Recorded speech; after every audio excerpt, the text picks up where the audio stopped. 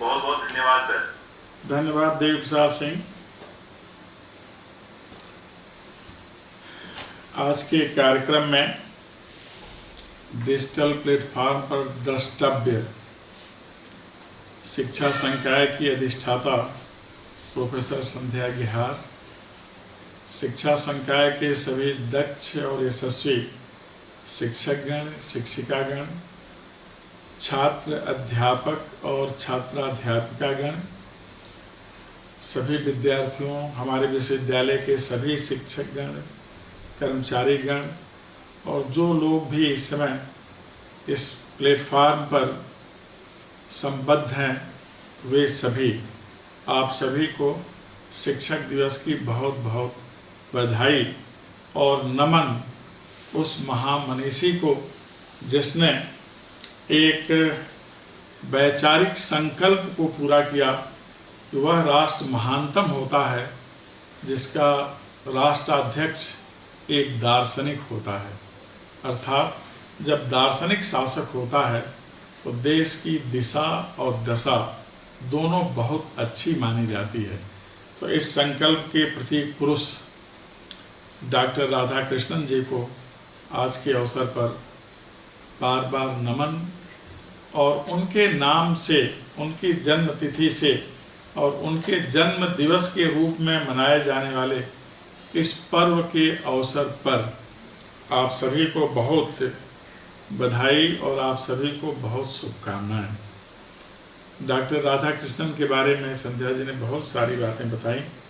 वस्तुतः अपने अकादमिक दक्षता, ज्ञान के कारण और एक शुचितापूर्ण शासन के कारण वह विदित तो रहे ही, राष्ट्रपति के रूप में उनके दायित्वों का निर्वहन और साथ ही भारत रत्न की उपाधि से विभूषित होकर इस रत्न को ही महिमा मंडित करने वाले डॉक्टर राधाकृष्णन भारत की दार्शनिक परंपरा के उज्जवल नक्षत्र कहे जाते हैं। हमारी जो दार्शनिक परंपरा है, वैदिक, औपनिषदिक, पौराणिक, सांघिकेय, इस सबके समर्थ भाष्यकार, निरूपक, प्रस्तोता और जीवन में उतारने वाले ऐसे मनीषी दुर्लभ कहे जाते हैं। न केवल भारतीय दर्शन को आधुनिक संदर्भों में व्याख्यायित करते हुए पूर्णता प्रदान करने का उनका प्रयास था, अपितु समकालीन विश्व में पौर्वात्य दर्शन और पाश्चात्य दर्शन दोनों के बीच में सेतु का भी कार्य उन्होंने किया। उनकी स्पष्ट मान्यता थी कि भारत अपनी दार्शनिक परंपरा के कारण सदा से विश्व का गुरु रहा है, पथ प्रदर्शक रहा है, लेकिन इसकी एक और विशेषता यह रही कि यह समावेशी दर्शन है, यह समष्टिवादी दर्शन है और इसलिए समकालीन संदर्भों में वैश्विक फलक पर जितनी भी दर्शन परंपराएं और मान्यताएं हैं उन्हें भी यथेष्ट सम्मान मिलना चाहिए। फलतः उन्होंने पाश्चात्य दर्शन को भी उसी तरह निरूपित किया जिस तरह भारतीय दर्शन को उन्होंने व्याख्यायित किया, दोनों का समभाष्य किया और दोनों के बीच में क्या संबंध है, क्या अंतर विषयिक गहनता है, इस पर उन्होंने सम्यक प्रकाश डाला। इसलिए भी डॉक्टर राधाकृष्णन न केवल भारत में ही अपितु दुनिया में चिंतन परंपरा में, दर्शन परंपरा में सर्वाधिक समादृत व्यक्तित्व के रूप में जाने जाते हैं। ऐसे महापुरुष का होना हमारे राष्ट्र के लिए गौरव का विषय है और हम सभी शिक्षकों के लिए यह गौरव की बात है, प्रेरणा का विषय है और प्रेरक संदर्भ है।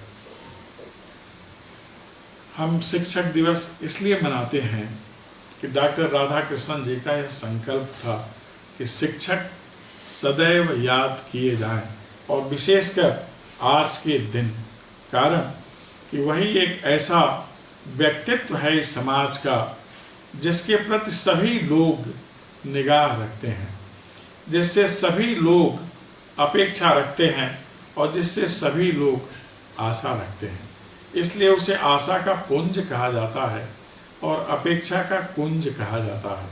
यह आशा और अपेक्षा इसलिए है कि वह वर्तमान को आधार देता है और भविष्य के लिए संदेश संकेत देता है और भविष्य के रचनाकार की वह रचना करता है।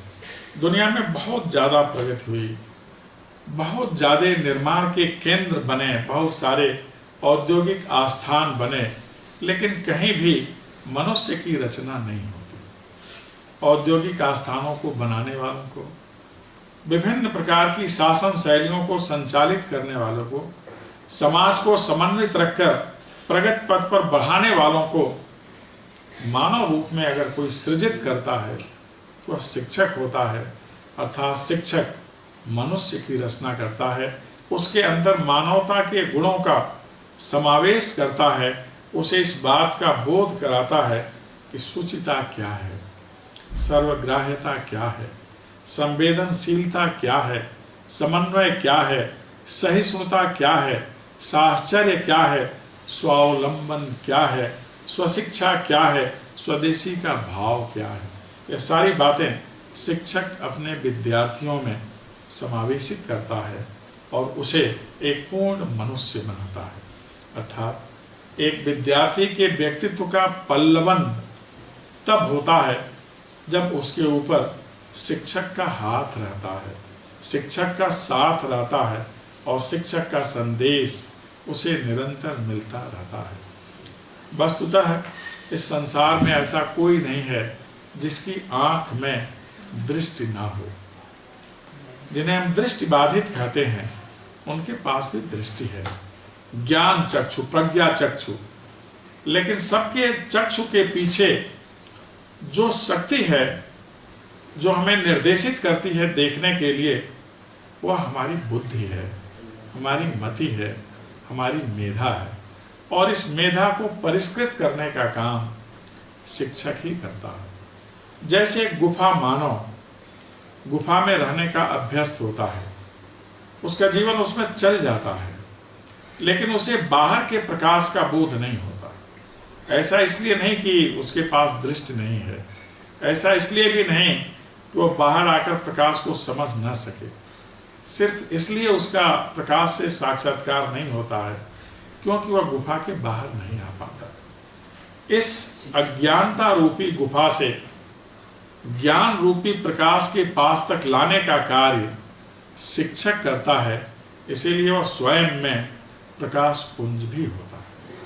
और जो प्रकाश पुंज है वही निर्माण का कारक होता है, वही ऊर्जा का स्रोत होता है और वही अपने विद्यार्थियों को ज्ञान की ऊर्जा से परिपूर्ण करता है। इसीलिए शिक्षक बहुत सम्मानित माना जाता है, वैश्विक फलक पर भी और हमारी सामाजिक और राष्ट्रीय व्यवस्था में भी। आमतौर पर हम अपने अतीत काल में एक लक्ष्य लेकर चलते हैं कि हमें क्या बनना है। बहुत कम ऐसे होते हैं जो सोचते हैं कि हमें शिक्षक भी बनना है। जो वैसे बहुत कम हैं वो धन्य हैं। लेकिन हम जब शिक्षक बनते हैं तो यह हमारा स्वयं का निर्णय नहीं होता। आजीविका के जितने साधन हैं, जीवन के जितने पक्ष हैं, सबके निर्धारण में हमारी पुरुषार्थ की भूमिका होती है। लेकिन एक शिक्षक के दायित्व के निर्धारण में अथवा वही आजीविका हमारे लिए बन जाए, इसके निर्धारण में सिर्फ ईश्वर की कृपा होती है, ईश्वर की इच्छा होती है और यह ईश्वर का निर्णय होता है कि हम शिक्षक बने। वस्तुतः जिसके ऊपर ईश्वर की असीम कृपा होती है आप जैसे लोगों के ऊपर, वही शिक्षक बनता है। क्योंकि शिक्षक निर्माण का कारक होता है, समाज की रचना का कारक होता है, राष्ट्रोन्नयन का कारण होता है और वैश्विक व्यवस्था में मनुष्यता के उद्भव और मानवीय गुणों के संरक्षण का वही कारक होता है।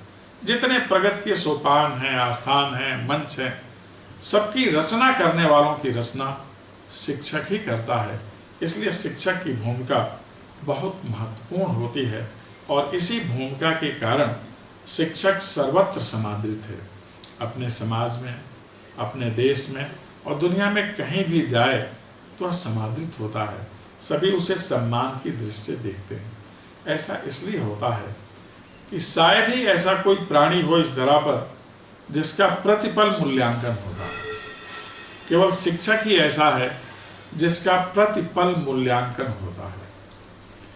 वही एक ऐसा प्राणी है इस धरा पर जिसके पास माता पिता भरोसा के साथ, विश्वास के साथ अपनी संतान भेजते हैं कि वह हमारी संतान को श्रेष्ठतम मनुष्य के रूप में रूपायित करेगा और ढालने का काम करेगा।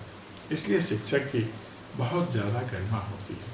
वो हमें अंक, अक्षर, भाव, विषय, बोध से लेकर अनुसंधान तक की सारी प्रक्रिया से अवगत करा देता है और हम जहाँ भी जाएं जीवन में सफल हों इसका विधान करता है।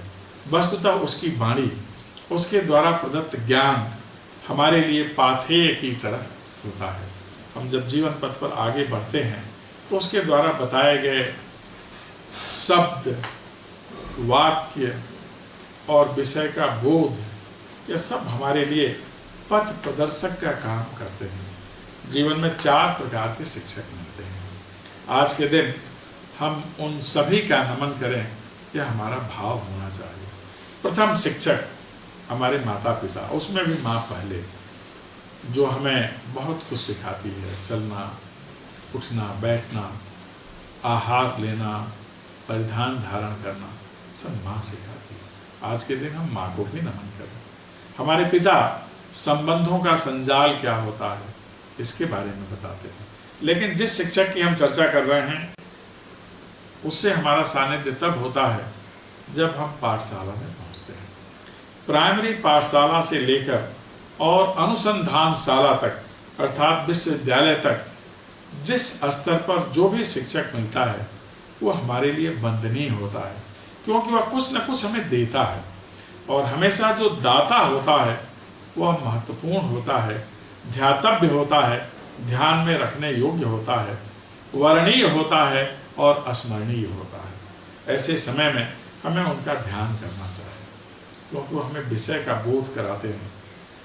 आजीविका के किस मार्ग का हमें अनुसरण करना चाहिए यह बताते हैं, अर्थात हमारी प्रवृत्ति के अनुसार हमें वो दीक्षित करते हैं और फिर हमें उन्मुख करते हैं जीवन के पथ पर चलकर अपने दायित्वों के सम्यक निर्वहन के लिए।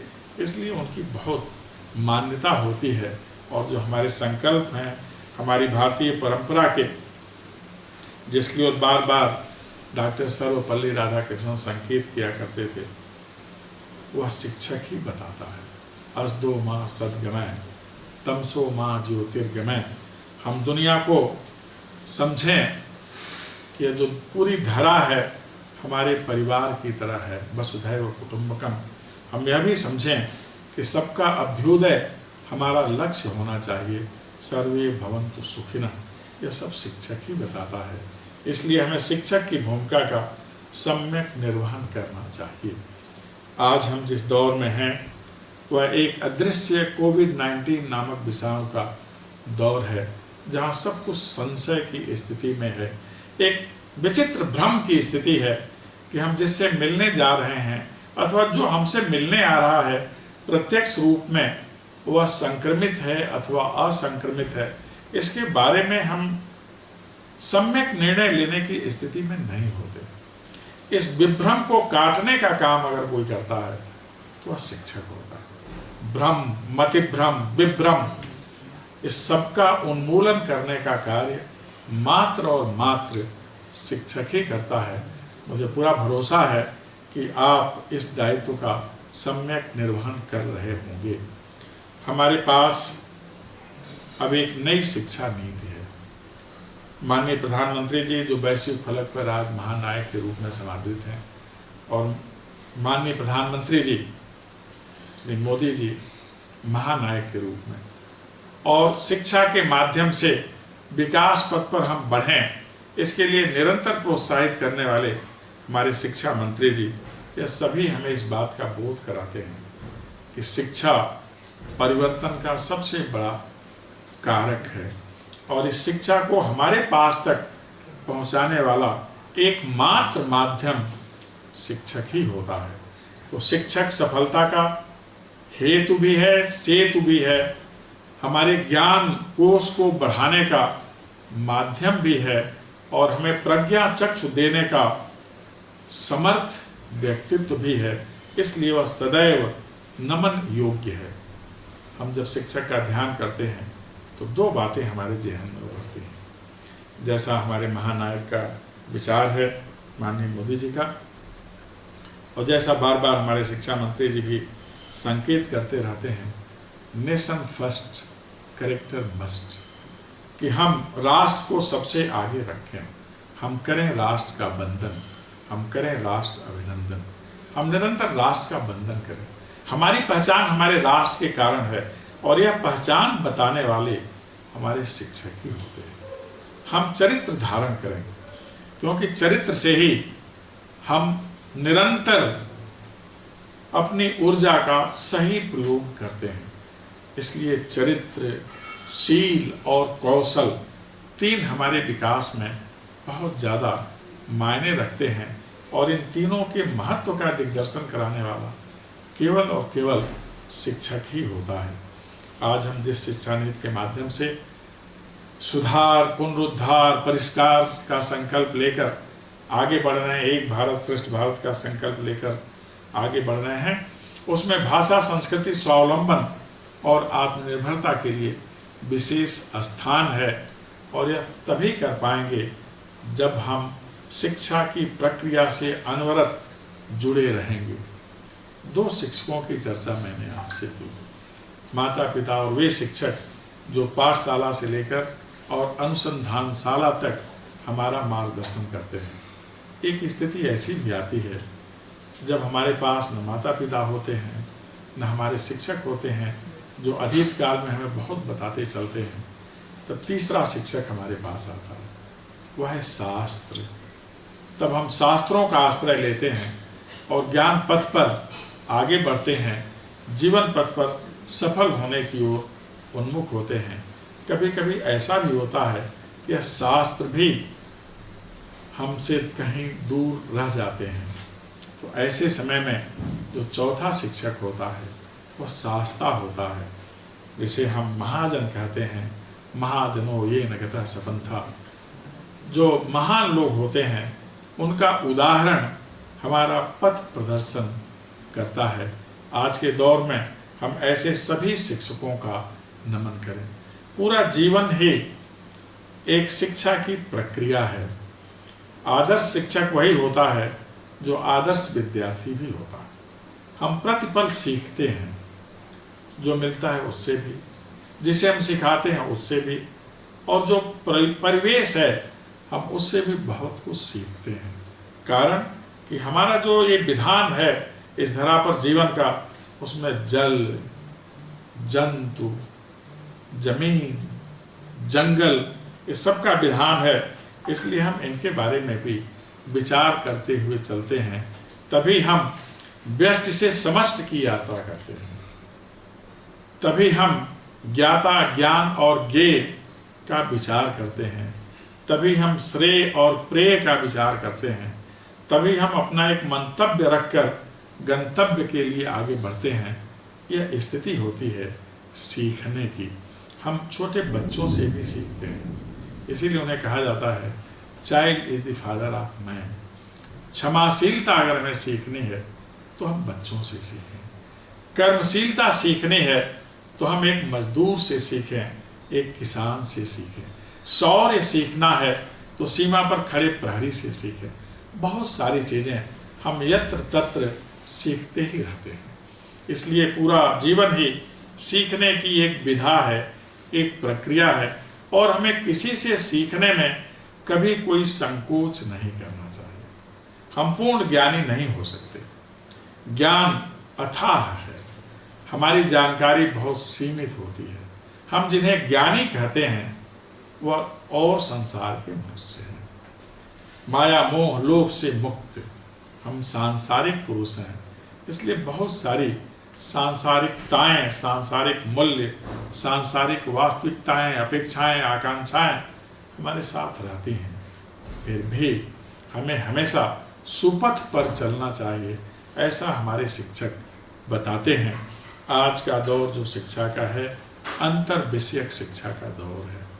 हम एक ही साथ बहुत कुछ सीख सकते हैं। जो हमारी नई शिक्षा नीति में व्यवस्थित किया गया है, मल्टीपल एंट्री एग्जिट सिस्टम, हमें उसका भी ध्यान रखना है कि विषय का विकल्प है, हम ऐसे विकल्प का चयन करें जिससे हमारा पथ प्रशस्त हो और जो हमारे माता पिता की अपेक्षाएं हैं, परिवार की अपेक्षाएं हैं, वह अवश्य पूरी हों।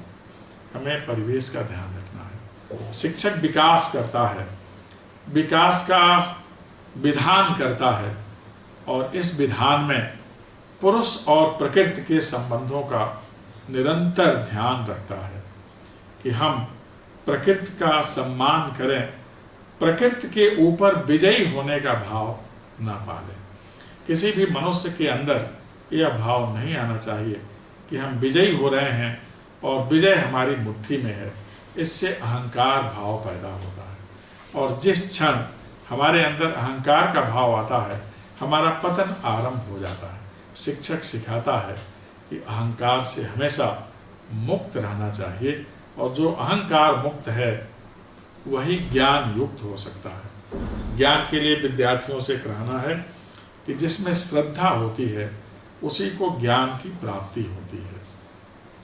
इसलिए आपके जो भी शिक्षक हों, हमारे विद्यार्थी जहाँ कहीं भी सुन रहे हैं, उनमें वह आस्था रखें, उनका सम्मान रखें। केवल यही एक ऐसा व्यक्ति होता है जो कभी ईर्ष्या में नहीं होता। जब एक शिक्षक का विद्यार्थी बहुत आगे जाता है तो शिक्षक बहुत प्रसन्न होता है। एक विद्यार्थी की उपलब्धियों को वह स्वयं की उपलब्धि मान लेता है और बहुत हर्षित होता है और यह उसका हर्ष उसे वास्तविक माता पिता के समान खड़ा कर देता है। तो दो भावों को लेकर चलता है, माता पिता का भाव भी उसके अंदर होता है और उसके अंदर शिक्षक का भाव होता है और इन्हीं दोनों भावों के जुड़ जाने से उसका स्थान ईश्वर के ऊपर हो जाता है। हमें ऐसे शिक्षक का निरंतर ध्यान रखना चाहिए और नमन करना चाहिए। यह युवा शरीर, मन, बुद्धि, आत्मा और वाणी सब में श्रेष्ठता मिले अपने विद्यार्थी को, इसका निरंतर ध्यान रखता है। इसलिए यह शिक्षक केवल जो अध्यापन करता है वह विषय केंद्रित नहीं होता, वह जीवन केंद्रित होता है, क्योंकि जीवन को सफल बनाना होता है। और जब जीवन सफल होगा, हमारा समाज संपन्न होगा और हमारा राष्ट्र महत्वपूर्ण होगा। आइए आज के दिन हम कोशिश करें शिक्षक के रूप में कि जीवन के प्रत्येक क्षेत्र में हम नेतृत्वकर्ता की रचना करें।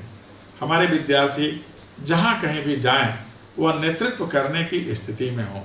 कला, विज्ञान, वाणिज्य, कानून, चिकित्सा, अभियांत्रिकी, अनुसंधान, जिस क्षेत्र में जाएं, कृषि, वह सब में नेतृत्वकर्ता बने, उदाहरण बने और वे भी उसी तरह से याद किए जाएं समाज में जैसे doctor Radhakrishnan, Mahamana Madan Mohan Malviya, doctor APJ Kalam.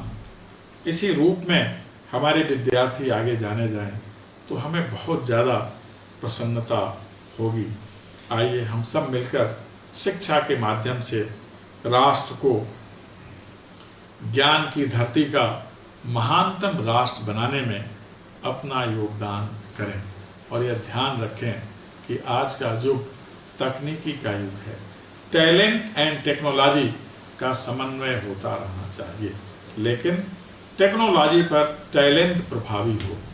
Man and machine, मनुष्य को मशीन के ऊपर होना चाहिए, मशीन मनुष्य नियंत्रित होनी चाहिए। हम जो आज आर्टिफिशियल इंटेलिजेंस है, इसके ऊपर हमेशा रहें, तभी हमारी मनुष्यता सुरक्षित रहेगी, मानवता का कल्याण होगा, मानवाधिकारों का संरक्षण होगा, हमारी निष्ठा का संरक्षण होगा। हम वास्तव में मनुष्य बने रहेंगे। और अंत में हर शिक्षक जो अपने विद्यार्थियों से कहता है और हर शिक्षक के अंदर जो है भाव होता है, उसके साथ मैं आप सबको धन्यवाद दूंगा। अब दीपो भव, आप स्वयं प्रकाश बने। बहुत बहुत धन्यवाद।